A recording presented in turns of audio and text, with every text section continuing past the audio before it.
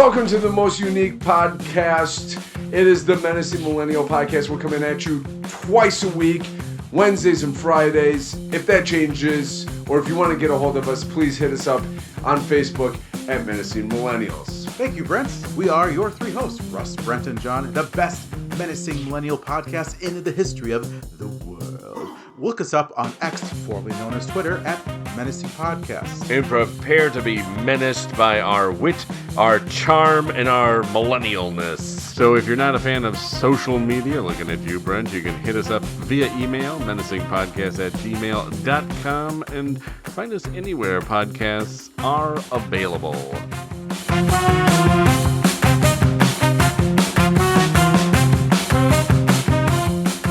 Well, we'll give this a shot without Brent today, so there's no trivia. Oh, really? I got some questions for you. See, Jon always comes through. Wait a second. I'm curious, though. Your questions, what are they based on?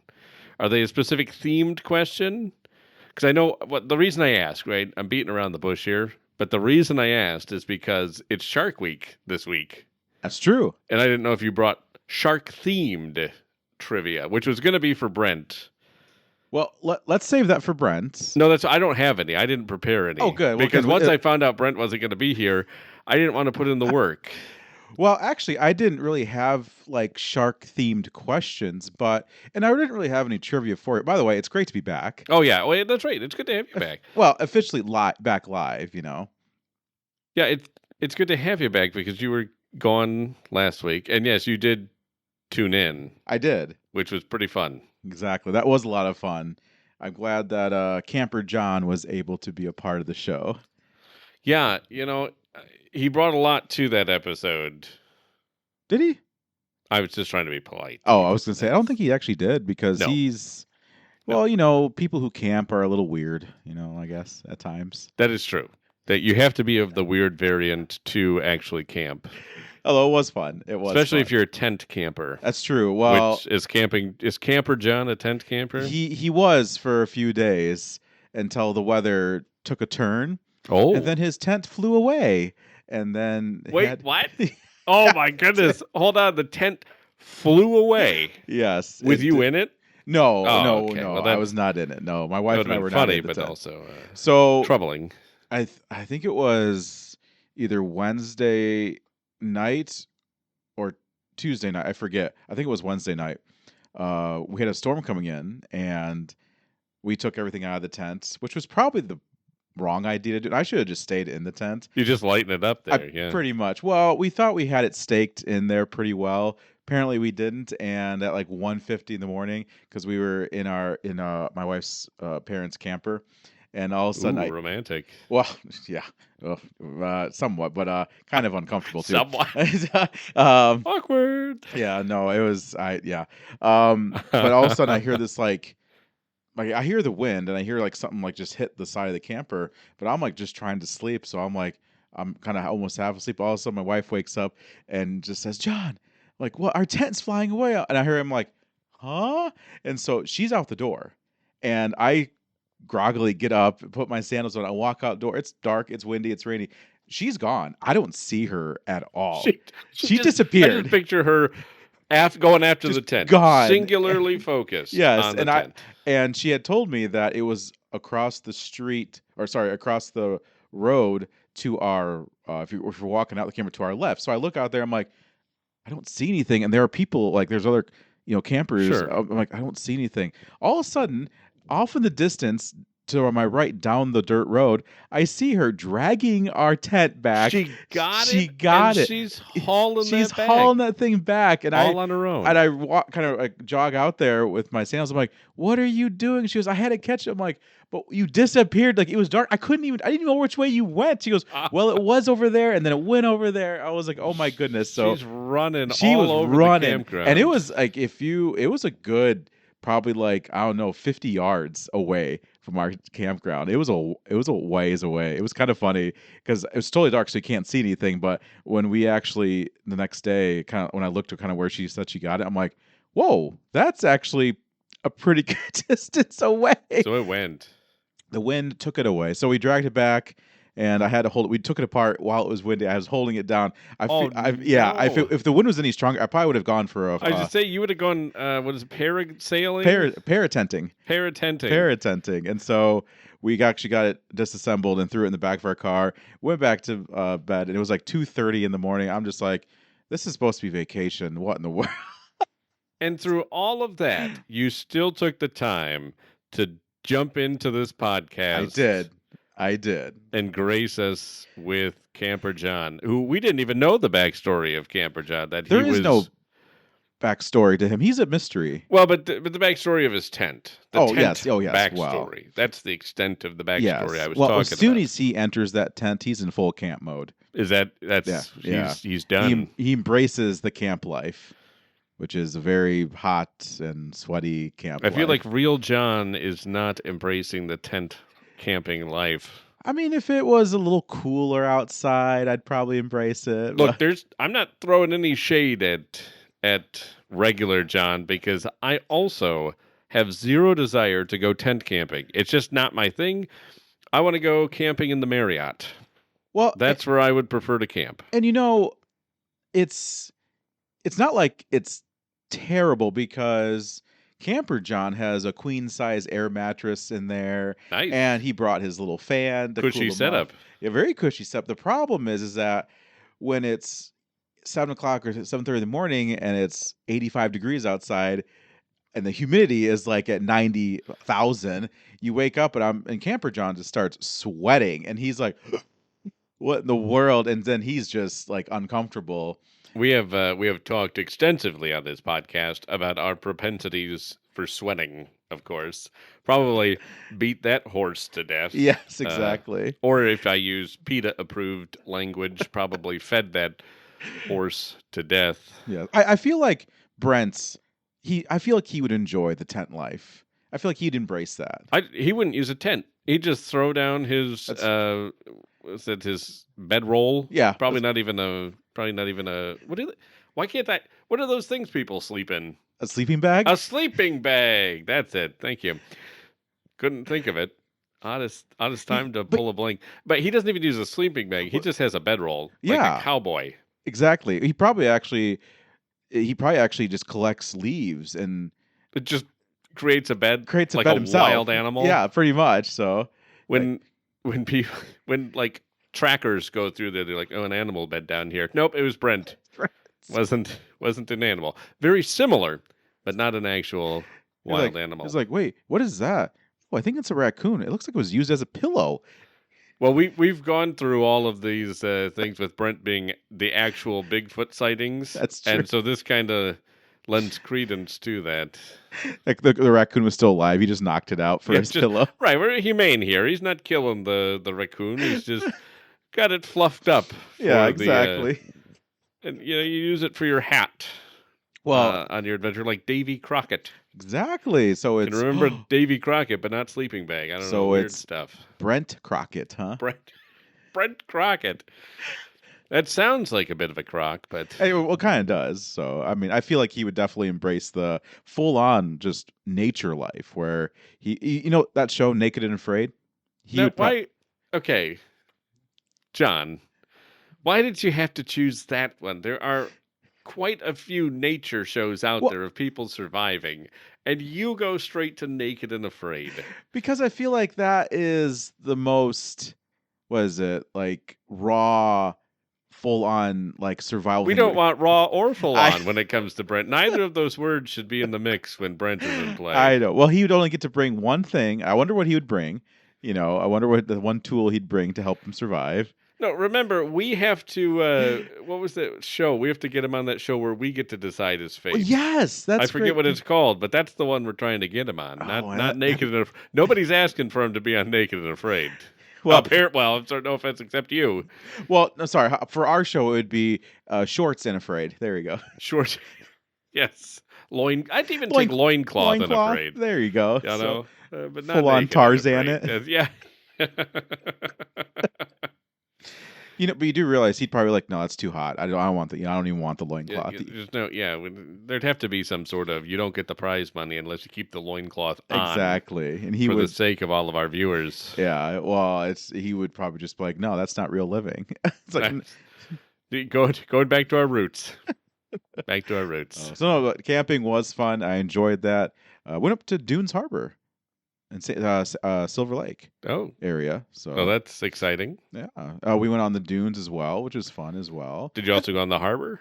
No. Well, we went on the seashore, the lake shore. Oh, the lake shore. Okay, there you go. The seashore. The seashore. Yeah. So I feel like you would enjoy going on the dunes. Like on those side by sides off roaders, and it's quite fun. I have before. Oh, nice. Yes, not recently, but. I've seen trucks out there too, obviously, and it's cool to see actually like SUVs out there, like making up the dunes, and they're like, "Oh, you're brave." Yes. Very brave. I don't know if I would do it. My problem is I'd be one of those fail army videos. That's where I would end up, where they tried to do it and they absolutely destroy their $30,000+ vehicle. Yeah. Well, I mean, most of the people who drive Jeeps kind of have a tendency to tip the Jeep over. Well, naturally, if you're driving a Jeep, the thought there is that you don't got it all going on upstairs. You're a couple of watts short of a light bulb. That's true. So that's to be expected. They kind of build that into the price and insurance for Jeeps. Exactly. They always ask you before you buy, are you going to take this thing on sand dunes? Yes. Cool. We have a separate insurance thing you have to fill out. Oh, you bought a Jeep. Okay. Well, we're changing your insurance plan. This is our special insurance plan for special people. Did I tell you so? Last year when we went up there, we saw a Cybertruck. Oh, was it stuck? No, it was actually. Did it have to be pulled out by an actual truck? No, it was not stuck, which was really shocking. Interesting. We were up on the hill. We got out of our side by sides and just was like, I think it was in the evening time, we were watching the sunset, and all of a sudden we see these lights coming. Like, that's a weird looking off road vehicle, and it was a Cybertruck. Oh. John, no, I see where you're confused. No, that's called a dumpster. Oh, I got you. Dumpster. You put your garbage in it. That's what you do with that. Well, this dumpster apparently thought it was cool to do donuts. Naturally, yeah. And he did do the donuts. He didn't get stuck still. I'm like, huh. We were all shocked by this. Like, wow. Yeah, I don't know. And obviously you couldn't see who the driver was because the windows were tinted. So he's hiding himself because he doesn't want to be known that he owns a Cybertruck. You don't want to, yeah. Whereas Jeep people are proud of their owning of a Jeep, Cybertruck owner is not very proud of that fact. Very ashamed. Very ashamed. If it gets stuck, you just leave it and walk away. Yeah. That's it. Well, I think they put on like a full-on ski mask and like, they cover their faces and then you just walk out and say, no, and just walk away. Light it up. Yep, pretty much. Toss a match into it, put some lighter fluid on it. The Cybertruck permanently becomes part of the dunes. Yep. Gets so hot it creates a glass memorial to itself. Exactly. That's the beauty of the Cybertruck. Oh, man. I wonder if my Buick Encore would do well on the dunes. I think it might. Front-wheel drive. It might make it to the start, and then you might quickly turn around. I think it'll handle it well. Yeah, I think it'll be fine. I thought those were all-wheel drive. Were they not all-wheel drive? Some of them are. Oh, I just didn't get an all-wheel drive one. Oh, okay. I got you. I didn't need one. Nah, why? It has a heated steering wheel, though. So see, that's important. That's important because it gets cold out there in the dunes in the evening time. You want that heated steering wheel. I tell you what. I don't think I can go back to a car without a heated steering wheel now. I will admit, so when my car was getting worked on, the rental car I had a heated steering wheel. I'm like, ooh, this is nice. I do like this. Once you have it, you kind of get used to it, and you're like, I don't know if I can go, because I don't usually wear gloves in the winter. Oh, that's true. And so even when I'm clearing my car off, I do have a pair in my car, and I could easily reach behind the seat and get them.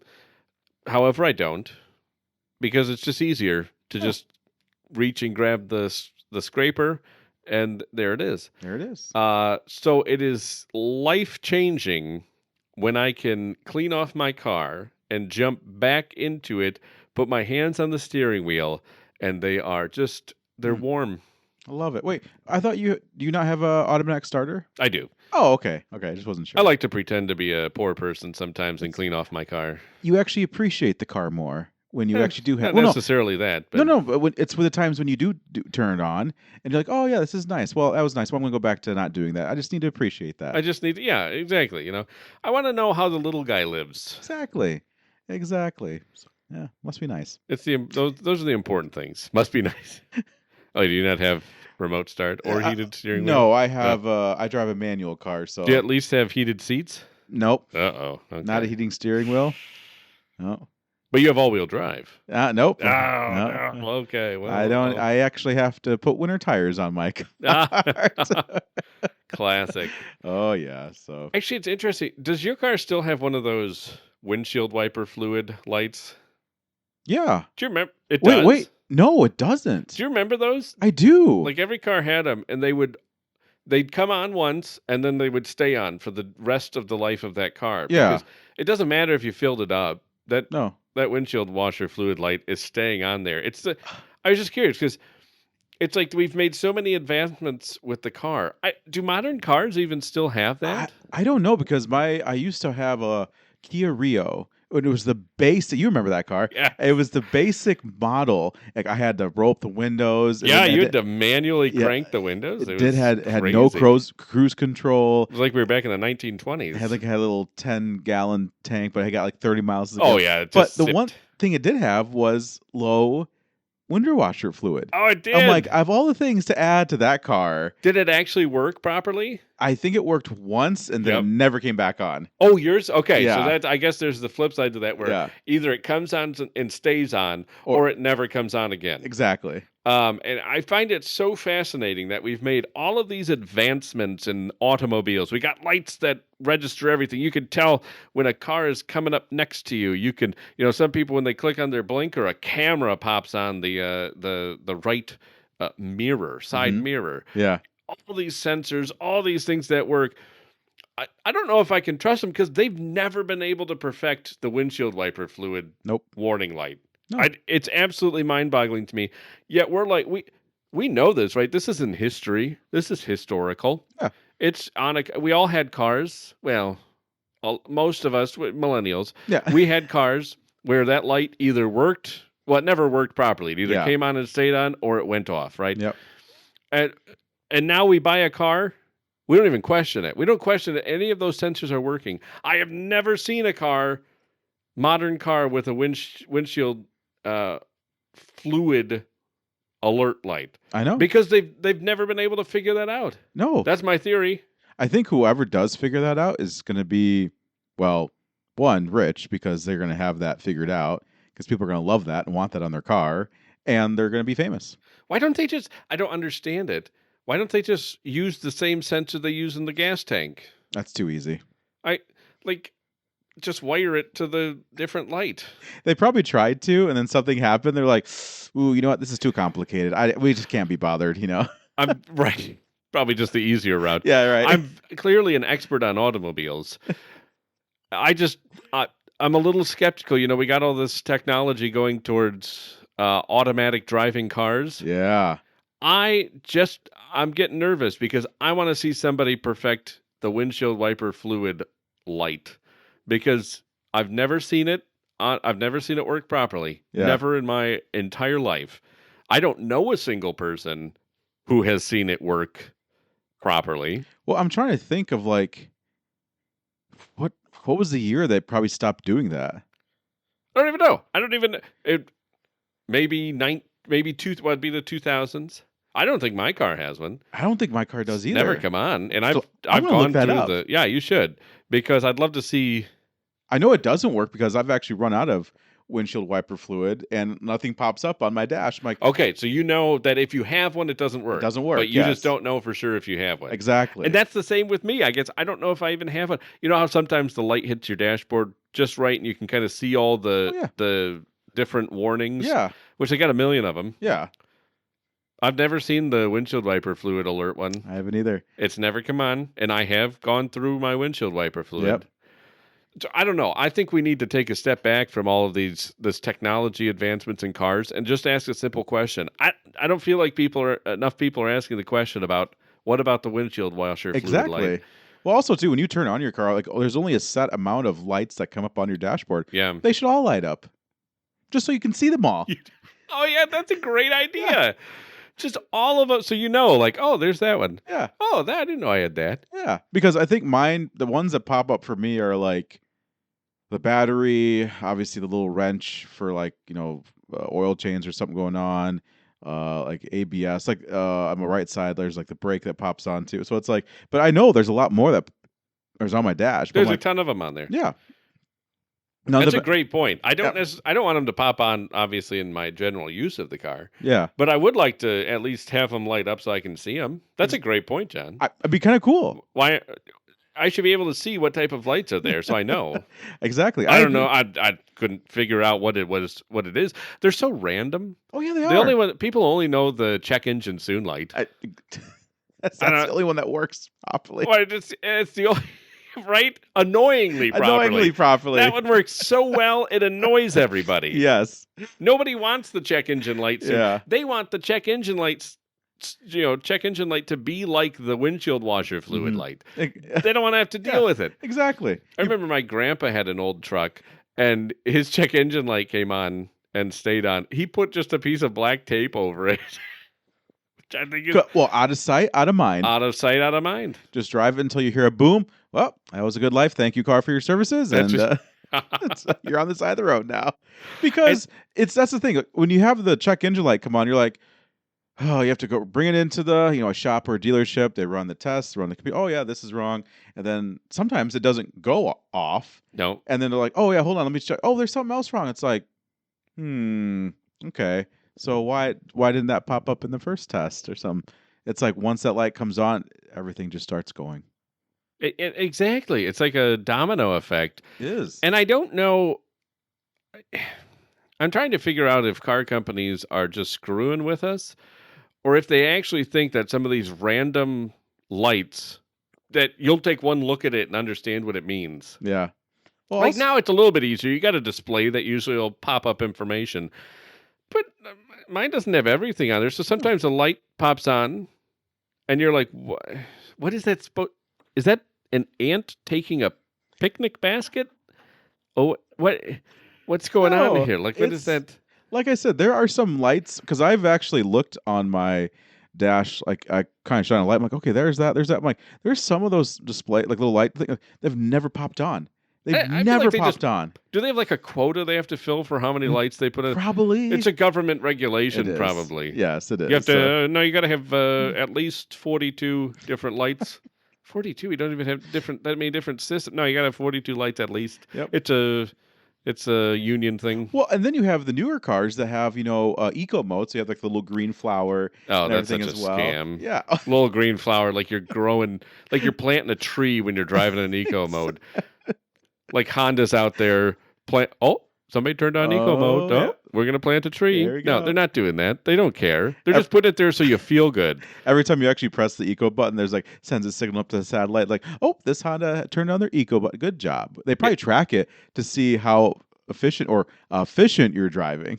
If they really cared about the environment, what they would do is if you don't drive in eco mode, they would show that flower wilting and just being your whole screen starts turning black, like smog is filling up the screen. If they really cared, put your money where your mouth is, Honda. If you really cared, you would do something like that. You'd show like somebody's grandma getting shot or something if you're driving outside of eco mode. Real change takes action. Could you imagine, like, you have like the display screen, and you turn on the eco mode button, and you start driving, and you're like, oh yeah, you start speeding up, and all of a sudden the screen like, are you sure you're driving efficiently? And it's like, and you're just like, answer yes or no. You're like, yes, and then the screen's like, oh, maybe you should check your eco flower. You look over, it's like slowly turning red because it's like dying, and it's like, are you sure you're driving economically? It's like, uh-oh. They should, instead of showing the plant dying, they should have like a animated flower being held hostage by like a corporate fat cat. It's like the corporate fat cat's behind the flower with its arm around its neck and a gun to its head. Like, you sure you want to speed up a little bit? You sure you want to exceed 70 miles an hour? Should be driving 55 if you really cared. Have like a little like fire like display. It's like, we're about to light this plant on fire. Yeah, like and different modes of the plant being like a plant Yeah. strapped to a table with a saw coming down on Yeah. it. Like a James Bond villain set it up. Exactly. It's like, If they really cared, they would do something more than just having a little flower and growing. then at the end of the screen will display like, maybe you should turn the flower button off. Oh, okay. Like, and you do it like, thank you. Now you can drive wherever you want to.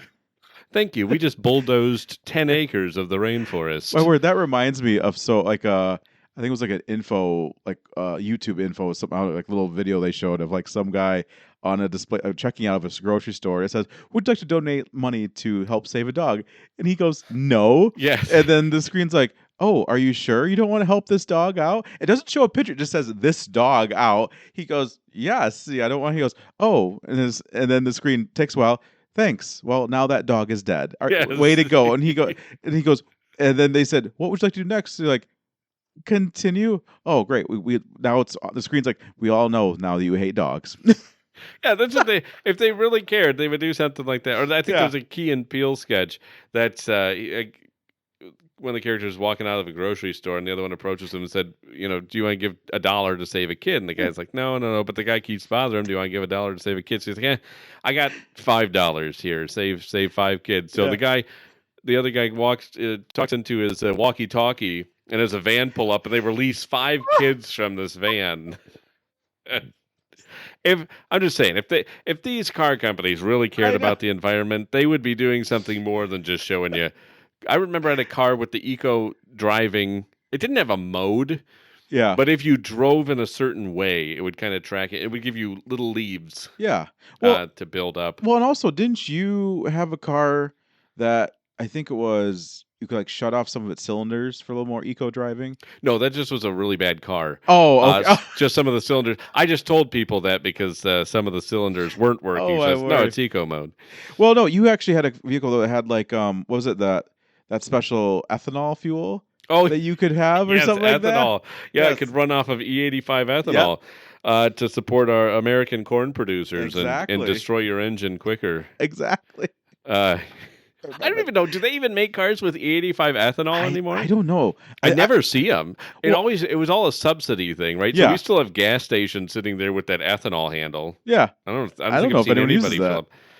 It never was, the price difference was never enough that it was worthwhile because you got about 10% less fuel economy. Exactly. But you only, like if it was $1 or more Yeah. difference per gallon, but it wasn't. It was usually like 50 cents at the max. Yep. And so it never was worth it because you would see a pretty big drop in fuel economy. Yeah. Well, and during Shark Week, since we're gonna go back to that, Oh, yeah. now if you go get gas, it's gonna be like, "Would you like to save a shark?" It's like, No, absolutely no. not. And then it's It's- like, could you imagine? Like, oh, okay, I guess you'll be seeing one soon.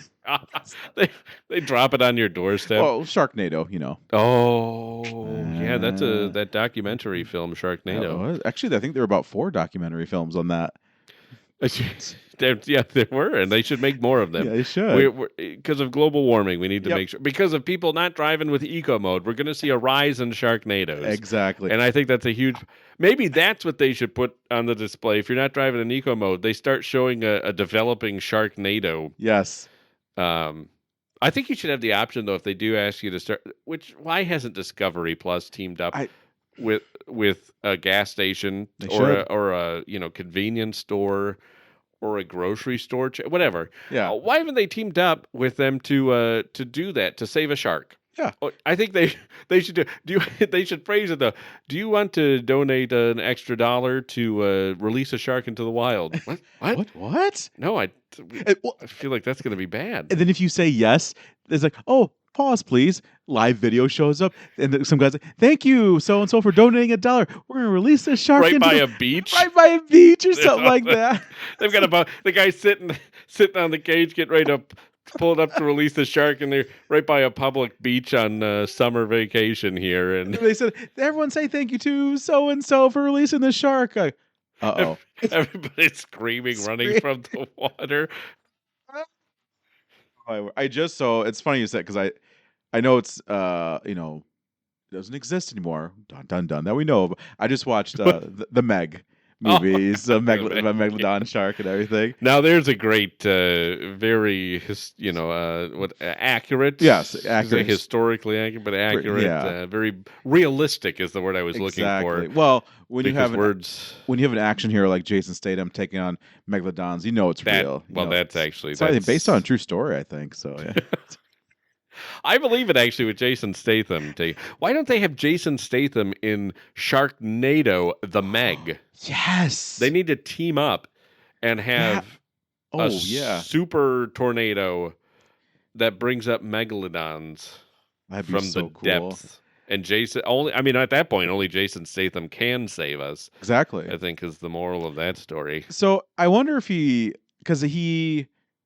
forget if he helped produce the first one.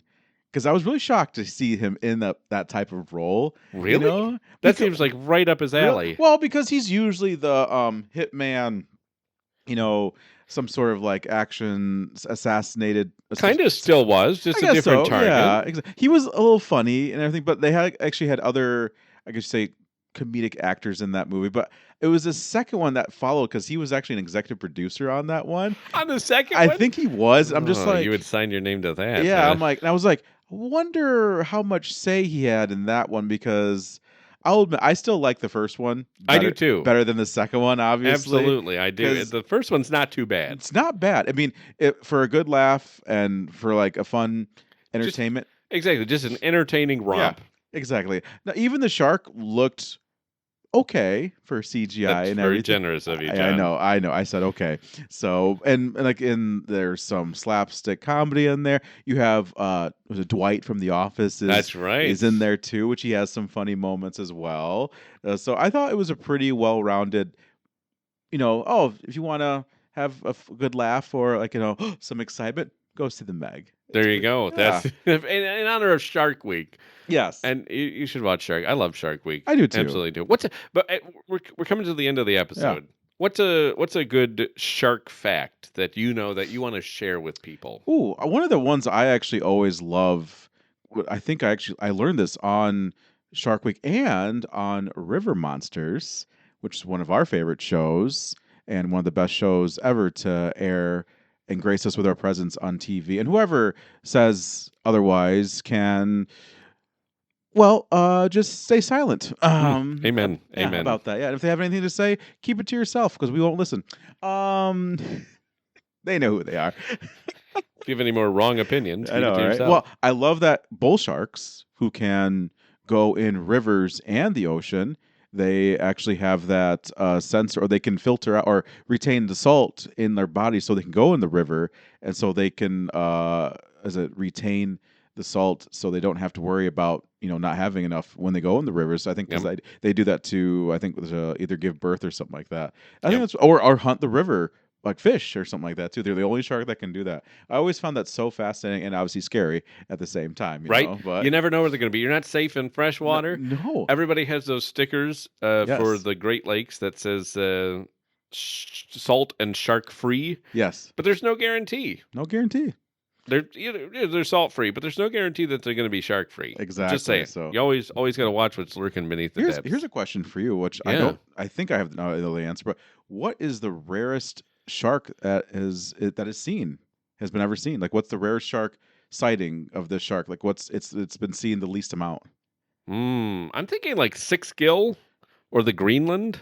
See, I think you're right. I think it's the Greenland shark. Okay. Because I think that actually was it Antarctica? I think they found one in the Antarctica. I'd imagine probably near Greenland. Something like that. But I think it travels to Antarctica or something like that. I'm not sure. Because I know that they the guy who hosts Mike Rowe on Dirty Jobs. They actually caught one, and they said, we haven't seen a Greenland shark here. It's one of the rarest sightings we've ever had. What Dirty Jobs was Mike Rowe on that he's catching Greenland sharks? I forget. No, it was on Shark Week. Oh, it was. He was hosting. It was okay. on, and he was working with the scientists to actually catch the shark. Was he a Greenland shark wrangler? Was that the dirty job? I know, right? I don't feel like scientists should be qualified as a dirty job. Well, yeah, you know how that goes. It can be. I don't know. The Shark Week's a fun week because, like I said, they always have some fun, movies, fun, scientific adventures too, and some fun facts. Well, and also I don't even know who the host of Shark Week is this year. Wasn't it Snoop Dogg last? No, who was it? Why am I thinking Snoop Dogg? That I was know the it was Olympics. John Cena one year. Oh wow. I forget. I know Scraping that. the bottom where's Jason Statham hosting Exactly. Shark Week? Come on. He should be on Shark Week. I agree. Discovery Communications CEO. We got to do all the thinking for you? I know, Come on. right? I think they had Dwayne Johnson host it one year too, but Can they only get washed up wrestlers apparently or actors? something like that. Or these big like muscle guys that like, I can take on a shark. Go ahead, go in the water, see if you can take on a shark. Go ahead. What do you think of 100 men fighting a shark? Ooh, now are they? See, now people are starting to change that. Oh, like okay. Well, because at first people were like, Shocking. it's 100 men versus a gorilla. Like, we're like, well, wait, hold on. Is it 100 athletic men, out of shape men, or something like that too? And I was like, well, no, it's 100 men who are trained in like fighting. I'm like, so they probably wouldn't attack the gorilla. Okay. And so what about 100 drunk men? I'm like, that might be entertaining. They're going to last a long time, though. They will. They won't feel anything. No, they won't. Absolutely not. Gorilla's probably going to be like, I've punched this thing 100 times in the face. He still keeps getting up. Problem if you send 100 drunk men to fight a gorilla, they're all going to become best buds and start drinking together. It's true. They're probably offering the gorilla, beer or something. Hey, but you're all right. I don't care what they say about you. Could you imagine like 100 drunk men trying to offer a shark a drink? Yeah, shark's like, dude, I'm surrounded by liquid. I know, right? It's like I can smell it. I I know, can right? smell it a mile Here, away. Have some beer. Oh, shark friend. Oh, you're so fun. Oh my goodness. All right. Well, hold on. What's your favorite thing about Shark Week? I just love sharks. You love Anything I sharks? can learn about sharks. Yeah, I just thoroughly enjoy it. it is fun. I like watching those shows where they like do really like the one I think it was a couple years ago. The guy decided that he needed to investigate sharks, great white sharks, so he got in a clear box, like a clear box, and just decided to float out there. I remember that. I love the things that what really that's what you thought you had to do that. Yeah. The shark came up, hit it, and it like disintegrated around him. He had to swim back to the boat. Like that sort of stuff. Like that's intense. It's like, is it twisted to say I like shark attacks? No, is that wrong to say? Well, I guess it depends who you ask. I think it's actually educational because you're like, sharks it's their territory. If we decide to invade their or be a part of their system or be a part of the ocean, we have to abide by their rules. I'm like, fish are and the fish are friends, not food well. But to sharks, humans and seals look the same, so we're gonna bite you no matter what. So yep. But I sometimes you look at people and you're like, no, you kind of deserve that. It's enjoyable. It's satisfactory to see people get what they deserve. Yes. Well, there was Is that a horrible thing? That might be horrible. I do remember one. I stand by it. One year we had the the Jackass crew host Shark Week, and I remember one of their guys. Because of course they do stupid things. One of the guys he jumped. He was trying to jump up an area where sharks were, like on a wakeboard, and he mistimed it and landed in the water, and he got bit. He got bit, and they're like, "Oh my goodness!" And they were freaking out, and they got him out of the water. But he had like huge stitches on his arm. They're like, and that's a good lesson of what not to do. It comes to shark stuff. Yeah. Even I think the trained scientists and the safety team were like, I bet that was a terrible insurance type, Oh yeah, show. Discovery Communications is like, why did we have the Why guys? did we hire this team? Did anybody vet them? Their name is Jackass? What? I know, right? Who signed off on this? I know, right? It was probably one of the. It was like probably Johnny Knoxville just signed off on himself. He goes, "Hey, Discovery signed." No, we didn't. Oh dang it! They're already on. Now they've said it. Now we can't go back. So, who gave them a camera? Well, John, we are at the end of this episode, Awesome. So we'll be back Friday without Brent yet again. He's off all week. Well, he put in for this week off, so. And somebody signed off on that, probably Johnny Knoxville signed off on that, or the Discovery Communications CEO. It's weird. I saw the initials B. I think Brent signed off on it. Oh, boy. Yeah. Classic. Yeah, well, He is a B. We'll be back Friday. Thank you, folks.